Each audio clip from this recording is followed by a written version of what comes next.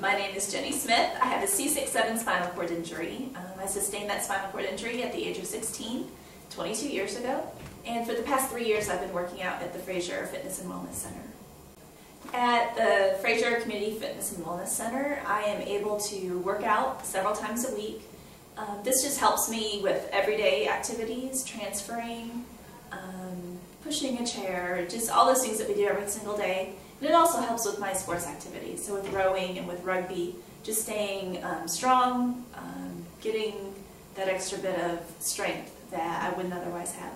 I've been rowing with Louisville Adaptive Rowing for about 7 years now, and I first got started just by being harassed long enough and saying, you need to give this a shot, and so went out there, and just the first time I was on the water, it really felt natural and really enjoyed it. It's a really relaxing way to get some exercise in. It's out of my chair, which is different than any other wheelchair sport that I've done. So it's not a wheelchair sport, it's an adaptive sport because we adapt and modify the equipment for rowing to the specific needs of the rower. I think it's really important to stay active after an injury for several different reasons. First is social. The gym is a social place to be. Sports is a social activity. Jill Farmer at Frazier Rehab introduced me to rugby and really tried to get me to play. And Jill is the recreational therapist at Frazier Rehab. And Frazier Rehab now sponsors Frazier TNT, which is wheelchair rugby team in Louisville. And it's a 4-on-4 game, so there's 4 athletes on each side.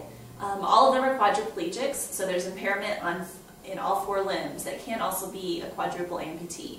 It's a pretty rough sport. It's full contact, and it's a lot of fun.